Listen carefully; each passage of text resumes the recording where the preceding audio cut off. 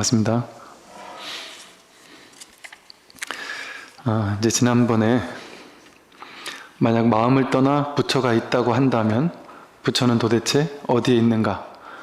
마음을 떠나 따로 부처가 없는데 어찌 부처라는 견해를 일으키겠는가? 이 부분을 했었습니다.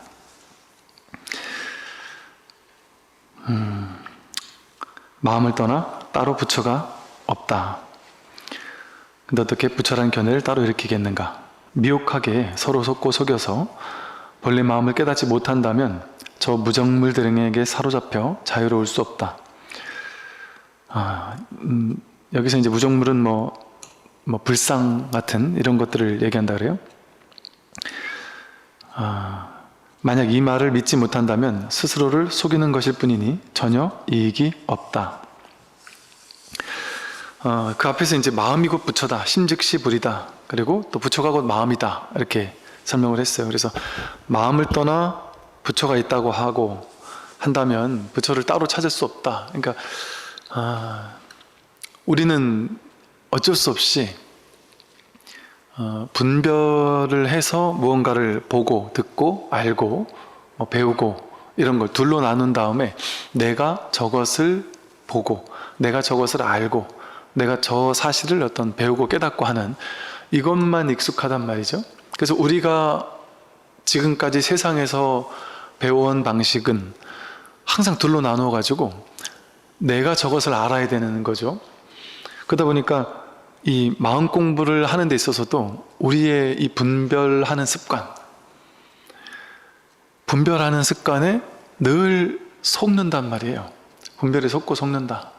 그래서 이 세상 모든 공부는 세간의 공부인데, 세간의 공부, 내가 저것을 얻거나 배우거나 보거나 깨닫거나 이러는 공부인데, 이 공부 딱 하나만은 이제 출세간의 공부라고 했죠. 출세간은 즉 세간에서는 지금까지 살아오던 세상 살림살이에서는 한 번도 보지 못한 거라는 뜻이에요. 한 번도 그 가보지 않은 길을 가는 거거든요. 그러니까 기존에 하던 방식 습관대로 공부를 했다가는 이 공부와는 전혀 상관이 없는 거죠. 근데 기존의 방식은 공부를 잘하려면 열심히 머리를 굴려서 그걸 이해하면 됐었단 말이에요. 내가 모르는 걸 이제 알게 되면 됐었단 말이죠. 근데 이 방식은 그런 방식으로는 결코 다 닿을 수 없다. 근데 우리는 내 스스로가 그 분별의 방식밖에 모르니까 이 공부도 이제 그 분별의 방식으로 한단 말이에요. 그래서 부처를 찾아 나선단 말이죠. 진리를 찾아 나서고 내가 깨달아야 되겠다 하고 깨달음을 찾아 나선단 말이죠. 그래서 깨달음이 어디 있을까? 부처가 어디 있을까? 어떻게 내가 깨달을 수 있을까? 하고 이제 계속 찾는단 말이에요. 견성해야 된다 그러니까 성품을 본다는 거잖아요. 견성이 성품을 본다 이러니까 성품을 봐야 되는 거구나. 그러면 우리가 본다 하면은 보통 눈이 대상을 본다 이렇게밖에 본 적이 없잖아요. 근데 이 세간에 있는 모든 언어, 말, 개념 이것들은 전부 다 분별을 기반해서 나온 것들이에요. 말이라는 것 자체가. 그러니까 분별 아닌 것은 말로 표현할 수가 없단 말이에요. 그러니까 이 진리는 말로 드러낼 수가 없어요. 근데 우리가 말 아니면 알아들을 수가 없으니까 어쩔 수 없이 말이라는 분별의 용어를 가지고 무분별지를 설명해야 되는 거예요. 이 세간의 언어를, 세간의 도구인 언어를 가지고 출세간을 설명해야 되는 거예요. 그러니까 불가능한 거죠. 불가능한 거예요.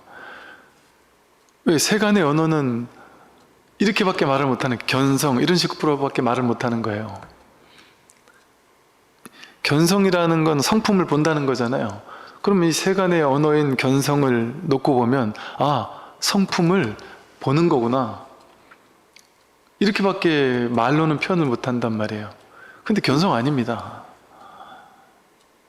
성품이 있어서 내가 성품을 보는 거다? 그렇게 하는 게 아니란 말이죠.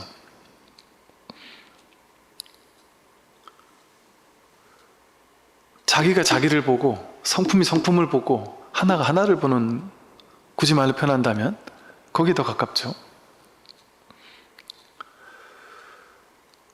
보는 나와 보이는 것과 그 작용이 다 셋으로 나눠지는 게 아니란 말이에요. 근데 이 세간의 언어는 전부 다 분별을 가지고 말하다 보니까 내가 성품을 번다, 이런 식으로 이렇게 얘기를 했단 말이에요. 사실 경전의 가르침이, 부처님은 그렇게 많은 법문을 설했지만 한 법도 설한 바가 없다. 그래서 부처님 법문을 들을 때는 부처님 법문의 낙처를 봐야지 그 말에 떨어져서는 안 된다, 이런 얘기를 하거든요. 말에 떨어져서는 안 된다. 이게 불교에서 되게 중요한 말이에요. 제가 하는 모든 설법이 단지 언어 개념일 뿐이지, 제가 말을 통해서 가리키고자 하는 말 아닌 것, 분별을 통해서 보여주고자 하는 분별 아닌 것, 이게 뭘까 하고 이 낙처에 관심을 기울이는 거지. 그것도 머리로가 아니라 가슴으로 답답한 마음을 가지고 이거를 한번 알고자 하는 이런 어떤 발심을 하는 것이지, 말은 다 틀렸습니다. 제가 하는 말은 처음부터 끝까지 저보고 제가 하는 설법의 오류를 지적하라고 하면 1시간 반 동안 떠드는 모든 내용을 싹 다 지적해서 이건 다 틀렸다고 얘기할 수 있어요. 왜? 다 틀린 거니까. 말로서는 다 틀린 거니까. 반야심경, 경전에 나오는 모든 말이 다 틀린 말이에요. 견성 틀린 말이에요. 성품을 어떻게 봐요? 성품이 이거고 봄이 이건데. 반야바라밀, 바람일다, 이 언덕에서 저 언덕으로 지혜를 가지고 건너간다. 다 틀린 말입니다. 이 언덕과 저 언덕이 따로 없어요. 건너갈 필요가 없어요. 그런데 그렇게 얘기를 하면 사람들이 이해를 못 하잖아요.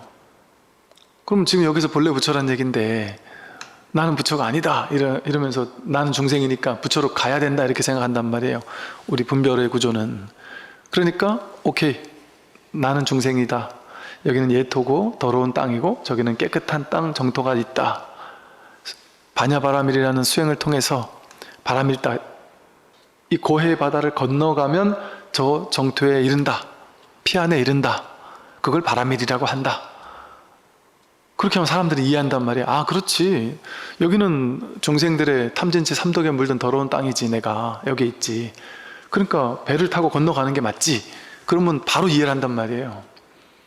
근데 그 말은 틀렸어요. 말은 다 틀린 말밖에 할 수가 없습니다. 그러니까 그 말을 또 깨준단 말이에요.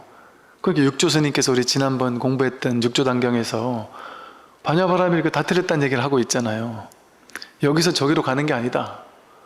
또 연불에서 서방정도 극락세계로 간다, 이렇게 방편을 정토 삼부경 같은 데서는 썼는데 육조 스님 같은 분들은 그렇게 말로 방편으로 설한 것을 또 깨준단 말이에요. 정토 가는 거 아니다. 아니, 서방이 정토라면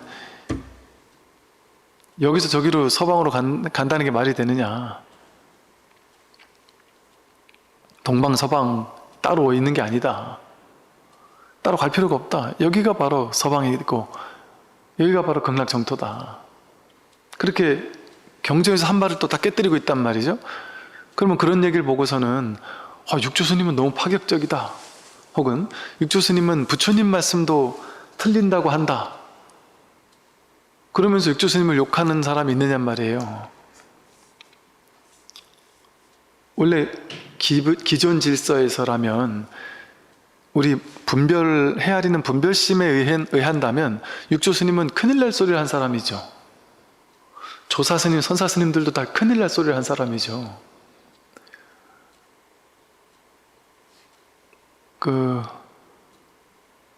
누구더라? 운문 스님인가? 이런 선사 스님들은요, 부처는 저 똥막대기 라고도 하고, 부처는 저 돼지를 묶은 말뚝과도 같고, 보살 그런 건 어디 저 땅바닥에 똥과도 같고, 이런 식으로 막 얘기를 한단 말이에요. 그러면 선사 스님들이 부처를 무시하고 부처를 욕하는 거겠어요? 성철 스님께서 평생토록 중생을 속였다, 이런 얘기도 하고, 지옥으로 간다 이런 얘기도 한단 말이에요. 그게 진짜 중생들은 그걸 말 그대로 이해한단 말이에요. 실제 지금 유튜브에서 성철 스님은 지옥 갔다고 본인이 고백했다. 평생 중생을 속였다. 이게 속였죠. 뭐가 속인 거예요? 말이 다 틀린 말을 했으니까. 말로는 다 할 수 없어요. 근데 뭐 때문에 말로 그렇게 설명을 했을까요? 자비심 때문에 스스로 똥물을 끼얹으면서 중생들을 구제하려고 한단 말이에요. 그러니까 말로 본다면 틀린 말이에요. 속인 말과 똑같아요. 근데 이 말 너머에 낙처를 드러내고 있단 말이죠. 모든 법문은. 그러니까 이렇게 분별의 눈으로 보는 사람들에게는 선이 욕먹기 딱 좋죠. 선은. 아니 부처도 죽이고 조사도 죽여라 이러잖아요. 그러면 분별을 하는 중생들이 보기에는 야 불교는 봐라. 결국에는 부처도 죽이라 그랬다. 조사도 죽이라 그랬다. 이렇게 얘기하지 않겠어요? 일반인들은. 이게 출세간의 가르침이라서 그래요. 세간의 분별심 가지고는 가 닿을 수 없는 이 진실을 드러내고자 하는 거기 때문에 그래요. 그래서 이게 위험성이 있어요. 위험해요. 실제 옛날엔 그래서 이 법은 위험하다 그랬어요. 누구나. 그 법은 함부로 얘기하는 게 아니에요. 법은 아무에게나 함부로 얘기할 수 없어요. 그러면 미친놈 소리 들어요. 왜? 법을 얘기하는 사람은 다 미친놈 같아요. 일반 분별의 눈으로 봤을 때는. 도대체 어쩌라는 거야? 하라는 것도 없고 그렇다고 해서는 안 된다는 얘기도 아니고 불성이 있다는 것도 아닌데 있지 않은 것도 아니다고 하고 어쩌라는 거야? 도대체 저게 무슨 법이야? 이렇게 얘기하기 쉽단 말이죠. 법, 부처 이런 거 따로 없다 또 이렇게 얘기한단 말이에요. 법, 부처를 깨달아야 한다 이렇게 했다가 그래서 이건 좀 근기가 있는 사람에게만 가르치는 거였어요. 그래서 절집안에 항상 행자로 들어오면 스님께 법을 구합니다 하고 들어오면 옛날에 뭐 몇 년씩 행자 하면서 스승님에 대한 믿음을 한번 본단 말이에요. 테스트해 본단 말이에요. 이 사람이 내가 어떤 말을 하더라도 그거를 의심하지 않고 굳게 믿을 마음의 준비가 되어 있는 사람이냐, 법을 공부할 자세가 되어 있는 사람이냐, 이걸 봤단 말이죠. 그래서 진짜 공부할 사람이냐를 확인한 다음에 이제 법을 설했단 말이에요. 오죽했으면 달마 스님은 2조 해가가 와서 법을 가르쳐 달라 했는데 벽만 보고 앉아 계셨잖아요. 그 나중에 눈이 오는 날 해가가 자신의 칼을 가지고 자신의 팔을 뚝 잘라서 자신이 나는 이 법을 위해서 몸까지 바칠 준비가 되어 있다는 것을 알고는 그제서야 법문을 해줬단 말이죠.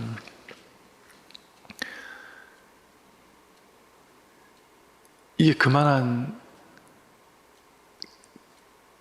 그렇게 공부해야 되는 것이고 그만한 가치가 있는 공부예요. 근데 지금은 인터넷을 통해서 너무 쉽게 이 법을 접할 수 있다 보니까 우리는 너무 우습게 생각해요.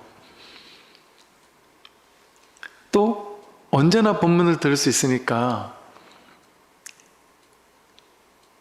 저희가 어릴 때만 해도요 정말 큰 스님 법문 듣기가 쉽지 않았거든요. 정말 좋으신 분 법문을 들으려면 이걸 어떻게든 막 녹음을 하고 싶고 그거 하나 있으면 막 10번, 20번 계속 되돌려 들으면서 이걸 듣고 싶어서 그럼 출가를 해야 되나? 이러지 않을 수 없었던 것이죠. 근데 지금은 뭐 너무 많은 법에 대한 이야기가 너무 막 범람하다 보니까 이게 법은 범람해도 내 자세는 언제든 뭐 틀으면 들을 수 있는데 뭐 하고 그러면 안 되죠. 그러니까 언제나 들을 수 있으니까 우리는 딱 앉아가 진지한 자세로 딱 듣지 않아요. 그래서 직접 와서 듣는 게 더 좋다는 게 직접 와서 듣는 건 자세가 일단 다르잖아요. 먼 길을 와서 여러분 앉아가지고 1시간 반 동안 가만히 듣기만 하잖아요. 집에서 그렇게 들을 수 있어요? 집에서 그렇게 못 들어요. 하다가 사람의 습관이 법문 듣다가 뭐 딴짓 해요. 청소도 하고 심지어 TV 켜놓고서 본문도 듣다가 뭐 멀티로 뭐 이것저것 같이 하면서 듣기도 하고 그런단 말이죠. 그래서 차라리 이렇게 딱 내가 단 10분, 20분, 30분이라도 딱 앉아서 제대로 본문을 한번 간절한 마음으로 듣거나, 그게 아니라면 아예 귀에 이어폰을 꽂고 어떤 산책이나 어떤 산길이 좋아요. 아무도 없는. 눈이 도심길을 산책을 할 때는 눈에 온갖 것들이 막 들어오니까 그게 자꾸 분별이 끌려가거든요. 그러니까 아무도 없는 고요한 산길을 혼자 이렇게 걸으면서 그냥 이 본문에 딱 집중할 수 있는 시간들, 그렇게 간절한 마음으로 들어야 이 공부는 이제 효과를 발휘한단 말이에요. 아무리 좋은 말도 막 그냥 귀한 줄 모르고 들으면 이 공부의 효과가 당연히 없겠죠. 왜냐면 이거는 마음으로 하는 공부라서. 근데 마음이 간절한 사람은 그냥 별것 아닌 본문 10번, 20번, 30번 반복해서 듣다가도 깨달을 수 있어요. 옛날 스님들은 그냥 경전 보다가도 깨닫잖아요. 그런가 하면 너무 좋은 본문이 막 수백, 언제든지 범람을 해도 내가 그냥 그렇게 간절하거나 이런 진지한 자세로 듣지 않으면, 그러면 그냥 스쳐 지나가는 언어에 불과할 수도 있겠죠. 그래서 이 자기 마음이 부처거든. 이게 불이법이란 말이 하나란 말이 하나. 내가 법을 찾고자 할 때 내가 법을 깨달아야 되겠다, 내가 성품을 확인해야 되겠다 하는 그 마음, 내가 이 법을 확인해야지 하는 이 마음, 법이 뭐지 하고 법을 찾을 때, 성품이 뭐지 하고 성품을 보려고 막 여기저기를 뒤지면서 성품을 보려고 할 때 뒤져서 딱 봐질 수 있는 그 대상이 법이 아니란 말이에요. 불이법이니까 그 찾는 이 마음이 이게 자기란 말이에요. 그냥 회광반조 딱 돌이켜서 자기를 문득 확인하기만 하면 된다. 근데 찾는 동안은 계속 바깥으로 대상으로 찾는 거예요. 그러니까 부처라는 것, 여러분은 부처 아니잖아요 지금, 그죠? 우리 마음속에서 나는 부처 아니잖아요. 근데 이제 내가, 중생인 내가 부처를 찾겠다 이 마음으로 지금 공부하고 있잖아요. 그거 다 틀렸다는 얘기를 하는 거예요. 마음을 떠나 부처가 있다고 한다면 부처는 도대체 어디 있느냐? 마음을 떠나 따로 부처가 없는데 어찌 부처라는 견해를 일으키겠느냐? 부처라는 견해를 어디 가서 쥐거나, 그건 견해잖아요. 내가 쥐을 수 있는 생각, 견해잖아요. 또 마음을 떠나 부처가 있다고 한다? 그럼 도대체 어디 부처가 있겠느냐? 내가 이 마음으로 부처가 뭘까? 깨달음이 뭘까? 성품이 뭘까? 이렇게 찾는 동안은 찾는 마음이 있고 찾을 부처가 따로 있잖아요. 그건 둘로 나뉘잖아요. 그런 동안은 부처를 볼 수가 없어요. 죽었다 깨어나도 못 찾아요. 그러다 문득 자기 마음을 가지고 부처를 찾는 거 아니에요? 부처를 찾고 있는 이 마음이 부처구나, 이 마음이구나 하고 그냥 자기가 자기를 확인하는 거예요. 눈을 가지고 이건가 저건가 하고 이것저것을 막 찾아다니다가 눈을 가지고 눈을 찾고 있다가 내 눈이 어디 있지? 이게 내 눈인가? 이거 아닌데? 이게 내 눈인가? 이게 내 눈인가? 이게 내 눈인가? 계속 눈을 찾다가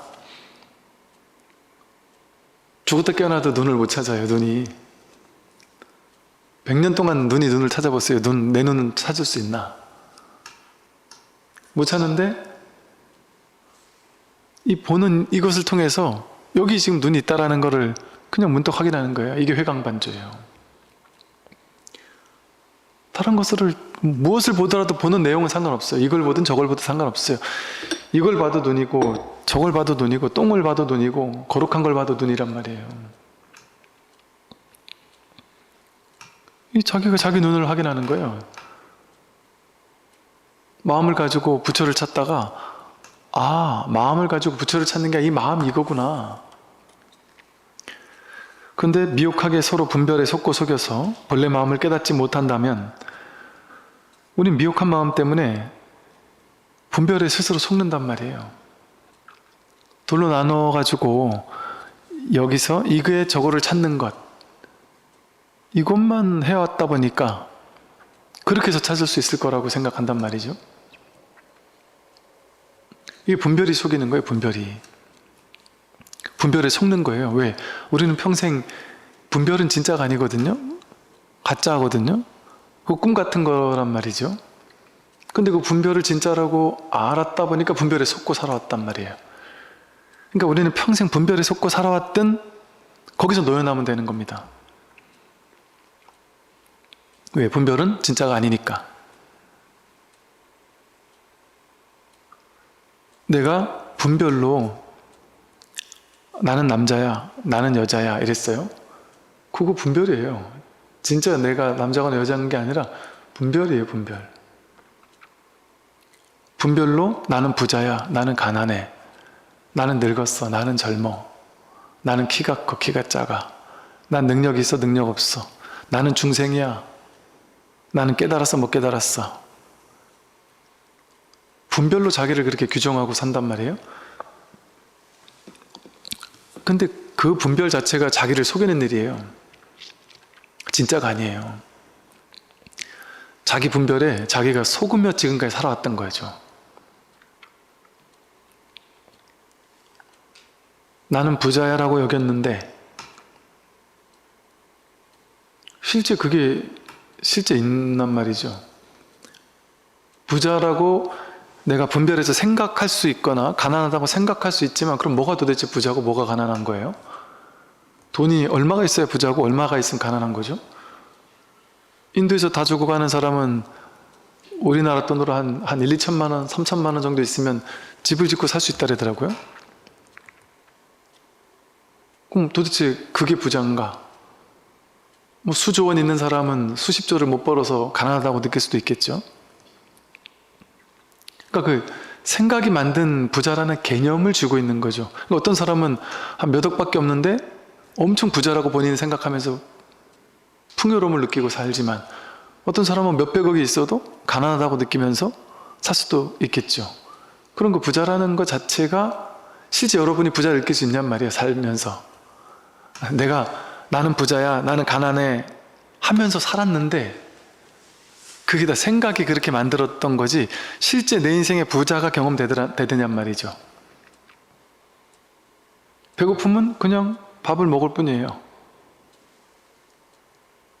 밥을 입에 넣고 씹고 실제 경험되는 건 뭐냐면 배가 고프다는 자각, 그리고 밥을 먹고 된장찌개를 한 입 입에 넣고 김치를 넣고 씹고 넘기고, 거기는 부자도 없고 가난도 없어요. 근데 밥과 김치를 보리밥과 꽁보리밥에 김치를 먹으면 나는 가난해, 비참해, 나는 비싼 음식 먹지도 못하고 이렇게 생각이 돌아가잖아요. 그 생각이 본인을 비참하게 만드는 거거든요. 실제 여기는 비참함도 없고 아무것도 없어요. 부자인 사람이 몸에 좋은 거니까 꽁보리밥에다가 된장찌개를 먹을 수 있거든요. 그러니까 실제 경험되는 건 부자 가난이 아니에요. 실제 우리 삶에서 일어나는 진실은, 진짜는 그 매 순간의 어떤 알아차림, 그냥 매 순간의 경험, 살아있음. 맛있는 걸 먹고 맛없는 걸 먹는다라는 것은 분별이죠. 왜냐면 이 맛이 어떨 땐 좋고 어떨 땐 안 좋을 수도 있거든요. 똑같은 맛인데 뭐 홍어 이런 걸 어떤 사람은 좋아하지만 어떤 사람은 소스라치게 싫어하는 사람도 있을 수 있죠. 옛날엔 좋았다 지금 싫거나 옛날엔 싫었다 지금 좋을 수도 있죠. 거기 진실이 있냔 말이에요. 거기에 아무리 비싸고 맛있는 음식도 내가 배불러 죽을 것 같을 때는 다 먹기 싫단 말이에요. 그렇게 분별되는 것 가지고 우리는 진실이라고 여기면서 그걸 실제라고 여겨요. 내가 부자거나 가난한 게 실제다. 내가 능력 있다 능력 없다가 실제인가요? 누가 직장 상사가 나한테 너 그것도 못해 하고 욕을 한마디 했어요. 그럼 실제 일어나는 건 나는 능력 없음, 비참함이 경험되는 게 아니에요. 그건 생각이지. 생각이고 분별이지. 실제로는 뭐가 경험돼요? 소리, 너희 이 능력 없는 녀석아 했을 때도 그 소리 파장을 알아차릴 뿐이에요, 사실은. 이 첫 번째 자리에서는. 그건 좋거나 나쁜 게 아니에요. 그 소리가 나를 반드시 괴롭혀야 될까요? 예를 들어, 넌 능력도 없고 능력 없는 녀석 이렇게 얘기를 했어요. 근데 그 말이 나를 괴롭힐 수 있을까요? 그 인연 따라 그 말이 어떻게 나오냐가 나에 따라서 내가 분별을 다르게 하잖아요. 어떤 사람이 사실은 나한테 얘기한 게 아니라 내 뒷사람한테 얘기했는데 나한테 얘기한 걸 오해했어요. 그래도 나는 이렇게 얘기하는 줄 알고 엄청 막 내가 막 능력 없는 사람이구나 하고 막 비참하게 느꼈는데, 하루 지나고 나서 난 한참 하루 동안 괴로웠는데 그 다음날 물어봤더니 내 얘기한 게 아니라 저 뒷사람 얘기한 거였단 말이죠. 예를 들면 내가 그 말을 이렇게 분별하니까 그게 나에게 와서 꽂혔단 말이에요. 괴롭게. 똑같은 말인데 내가 그걸 받아들일 때 괴롭고 받아들이지 않으면 괴롭지 않고, 이게 어떻게 오느냐에 따라서 나에게 상처를 줄지 말지가 결정돼요. 자기에게 달렸단 말이에요. 그런 말을 들었어도 아무렇지도 않은 사람도 있을 수 있어요. 또 어떤 사람이 하느냐에 따라서 그게 중요도가 또 달라질 수도 있고, 그러면은 그것들은 다 모양이잖아요. 달라지는 거잖아요. 그러니까 그 말을 들었다고 해서 내가 반드시 괴로워지거나 이럴 필요는 없는 거잖아요. 그러니까 그거는 진실하지 않은 거죠. 그런 분별은. 그 분별을 쫓아갈 게 아니라 그냥 실제 여기 일어나고 있는 일이 뭐냐, 그냥 들리는 이 소리 파장. 그러니까 이 소리가 들리든 저 소리가 들리든 좋은 소리가 들리든 나쁜 소리가 들리든 칭찬이든 비난이든 그건 소리의 내용물이잖아요. 소리의 내용물은 그냥 인연 따라 생겼다 사라지는 건데, 그걸 가지고 내가 의미부여를 하니까 좋기도 하고 나쁘기도 하고 비참하기도 하고 이런 거잖아요. 그러니까 소리의 내용물은 진실이 아닙니다. 내 분별해서 쫓아가는 거지. 소리의 내용물은 진실이 없어요, 거기는. 근데 이 소리가 들린다라는 이 사실, 이것만이 진짜죠. 소리를 듣고 있다라는 이 자각, 이것만이 진짜예요. 그 내용물은 진짜가 아니란 말이에요. 그럼 진짜 그 소리 들림? 그게 뭐예요? 근데 우리는 그 진실에는 관심이 없고 거기서 두 번째, 세 번째짜리 떨어져 가지고 분별이 떨어져서 두 번째, 세 번째 화살을 맞으면서 내 인생은 비참하다, 나는 키가 작다, 나는 얼굴이 못났다, 난 능력이 없다, 이런 온갖 자기 생각으로 만든 가상 현실을 진짜라고 믿으면서 그 속에 사로잡혀서 그걸 진짜라고 여기면서 평생을 거기 노예처럼 그 생각의 노예가 되어서 분별에 휘둘리면서 살고 있죠. 그 분별이 속고 있었던 거예요. 우리는 지금까지 분별에 속고 살아왔던 겁니다. 그럼 그 분별 이전에 헤아려 분별하기 전에 진짜 실제로 일어나는 일들은 뭐냐? 그렇다고 아무것도 없느냐? 아무것도 없는 텅 빈 가운데 이렇게 인연 따라 이렇게 부딪혀 준다라는 인연을 통해서 이렇게 소리도 일어나고 모양도 일어나고 분별도 일어나고 다 일어나는데, 그 인연 따라 잠깐 생겼다, 인연이 닿으면 사라지는 거죠. 그 모양은 인연 따라 생겼다 사라지는 거예요. 이 소리처럼 이렇게 소리 들리듯이 인연 따라 생겼다, 인연 따라 사라지고 끝나는 것에 불과하죠. 그럼 여기서 진짜는 이 소리를 좋다고 할 것이냐 싫다고 할 것이냐, 그거는 분별이죠. 그럼 그건 진실이 아니잖아요. 근데 진실은 이거죠. 이게 전부죠. 분별을 하지 않더라도 그렇다고 여기 아무것도 없는 건 아니에요. 분명히 공한 가운데, 텅 빈 가운데 이게 있다라고도 할 수 없고 없다라고도 할 수 없어요. 인연 따라 생겼다 사라지는 것 뿐이에요. 텅 빈 가운데 그냥 인연 따라 이렇게 생기고 사라질 뿐이에요. 인연생, 인연멸. 근데 아예 없다고 할 것이냐? 아니, 없다고 할 수는 없습니다. 이렇게 살아있으니까, 이렇게 살아서 경험되니까. 그래서 어떤 사람은 이걸 뭐 춤추는 공이다라고도 하죠. 공인데 이게 살아있다. 분명하게 살아있다. 그래서 이걸 이제 뭐 있음 이렇게 표현하기도 하죠. 있음, I am, 내가 있다라는 어떤 감각 이렇게 얘기를 하기도 하죠.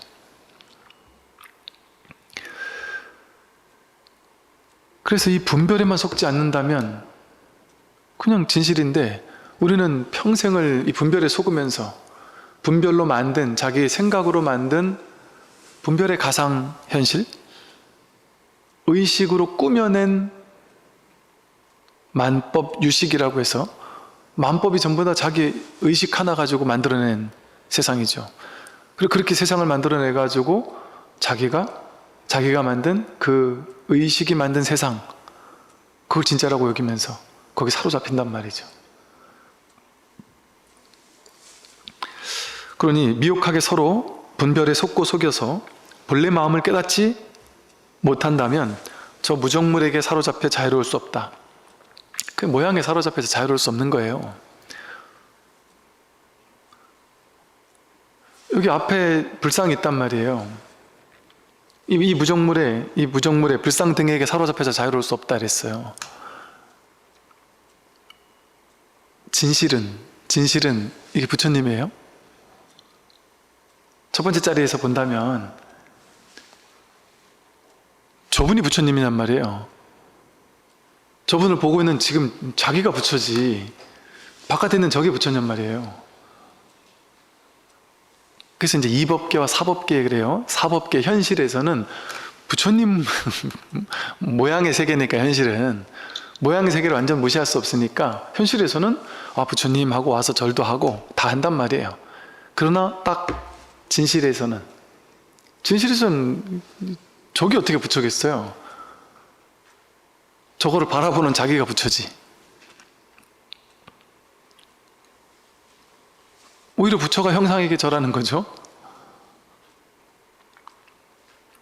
그래서 다나천연선사는 추운 겨울에 목불을 장작을 패가지고 떼기도 했죠.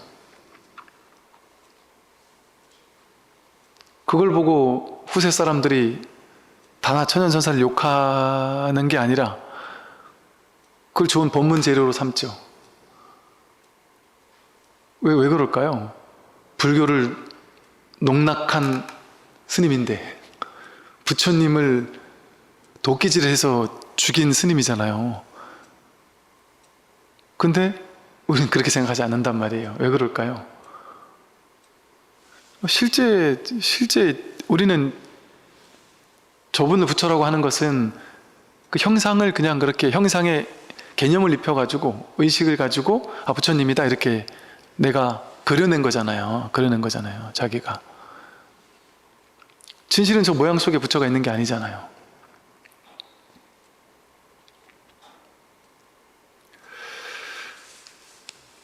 그래서 우리는 무정물에 사로잡혀서 자유로울 수 없어요.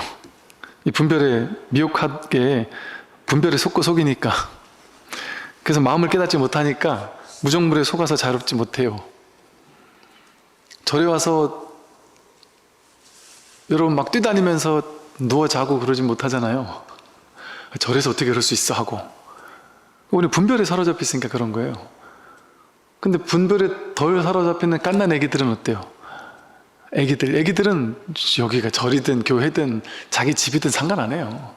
그냥 막 뛰고 논단 말이에요. 저희 어린이 여름불교학교 같은 거 옛날에 할 때 보면 법당에서 아기들이 막 뛰어 노는 게 그렇게 아름답고 살아있어요. 막 너무 보기 좋단 말이에요. 근데 이제 어머님들이 와가지고 막 교육을 시키죠. 야, 너 절에서 절대 그러면 안 돼.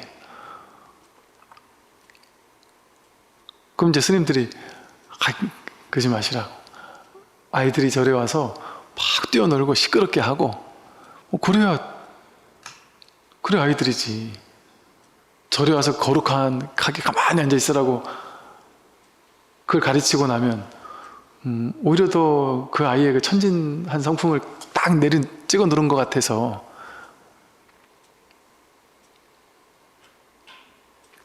그럴 수 있어요.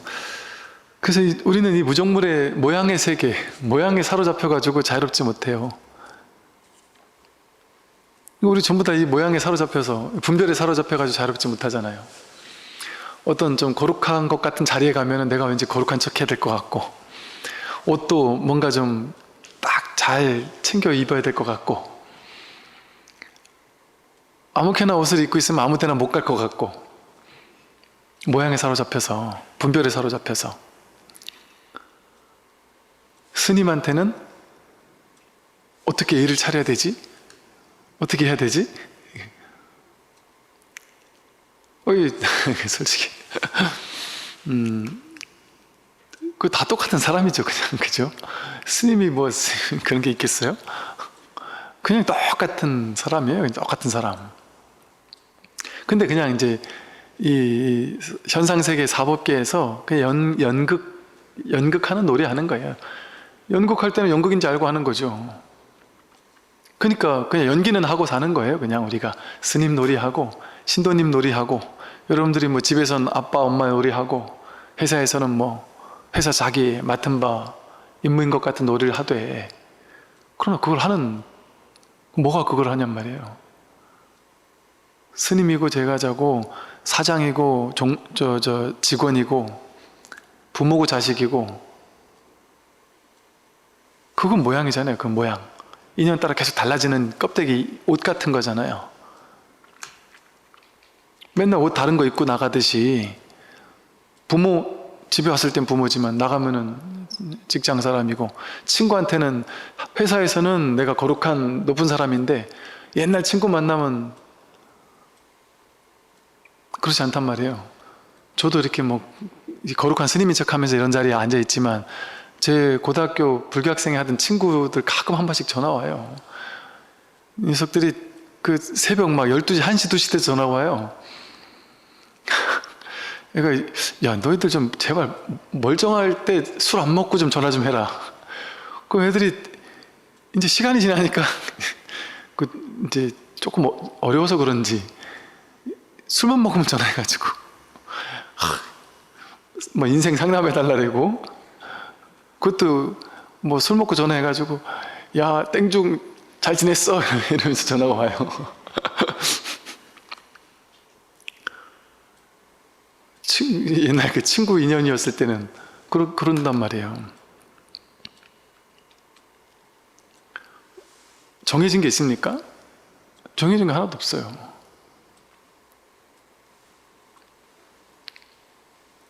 제가 처음에 출가하자마자 처음 부모님을 딱 만났었을 때는, 출가하고 나서 딱, 이게 사생의, 이 출가자의 어떤 그 출가자라는 상이, 이제 출가한 지 얼마 안 된 스님들이 스님에 대한 상이 제일 커요. 내가 스님이다 하는. 그러니까 제가 처음 출가해서 부모님을 딱 만나는데, 야, 이게 막 그 순간, 딱 뵙자마자 순간 이게 약간 혼란스러웠어요.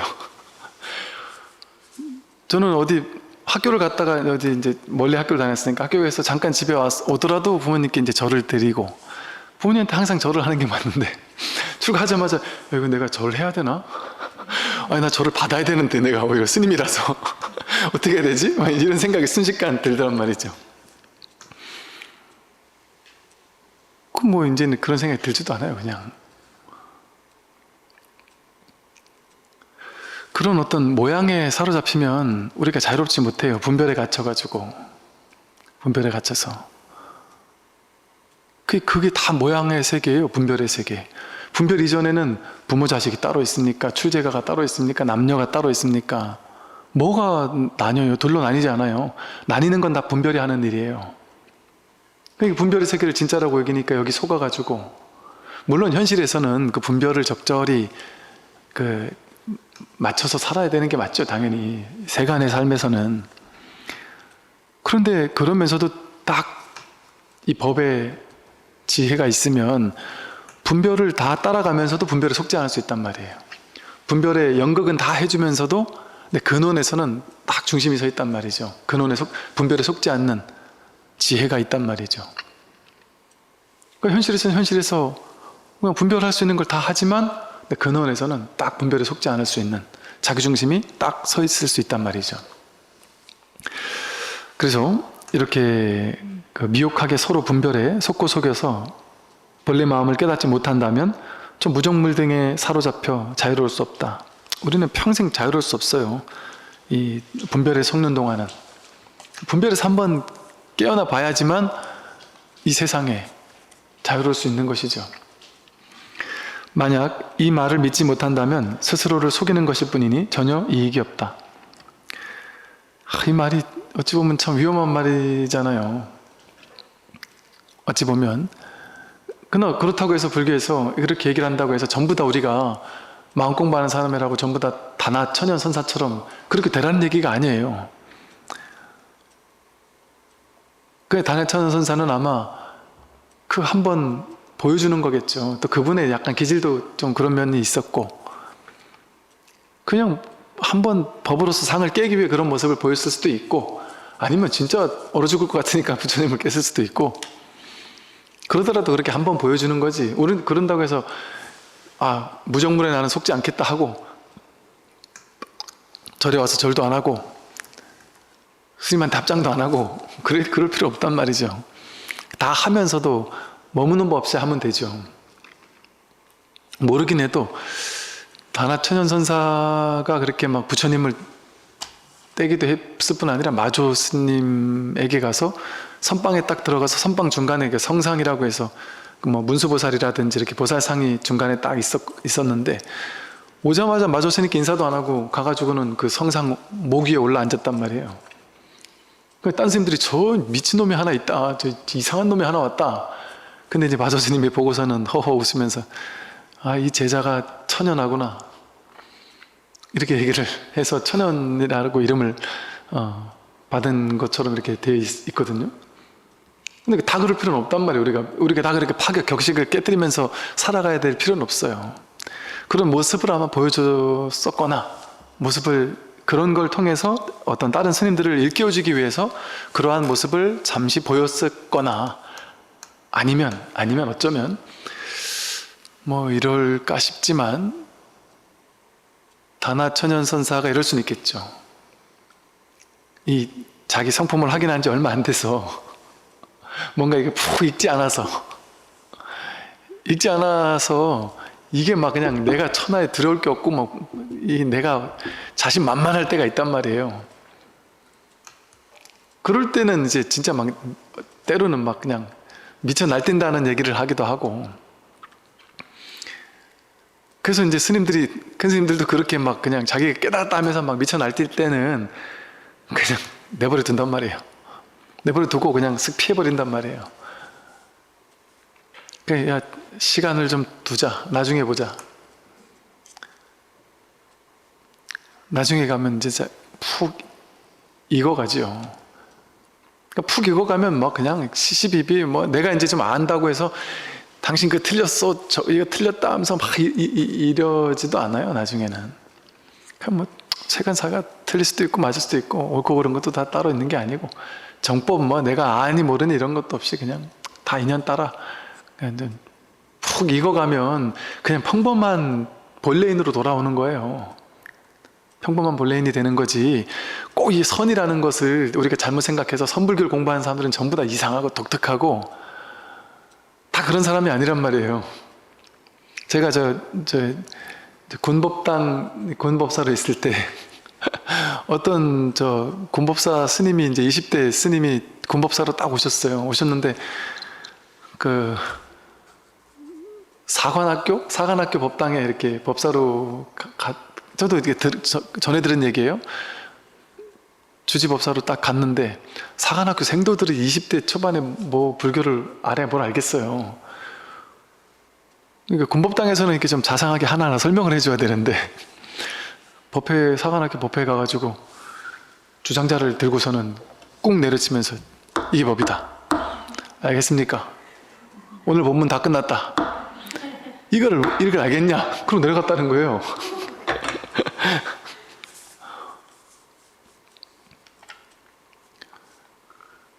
무조건 그래야만 하는 건 아니란 말이죠. 예. 여러분들이 뭐 도인 흉내를 내기 위해서 무조건 막 기인 같은 이런 행동을 해야지만 되는 건 아니란 말이에요. 그래서 속지 않지만 이제는 자유자재로 속아주는 거예요. 내가 속지 않는 줄 뻔히 아는 자리에서 이제 현실을 그냥 똑같이 사는 거예요. 그냥 같이 게임하면서 꿈인 줄 알고 꿈을 꾼단 말이에요. 분별의 꿈 속에서 그냥 같이 꿈을 꿔주는 거예요. 그게 분별인지 명확히 아는 상태로.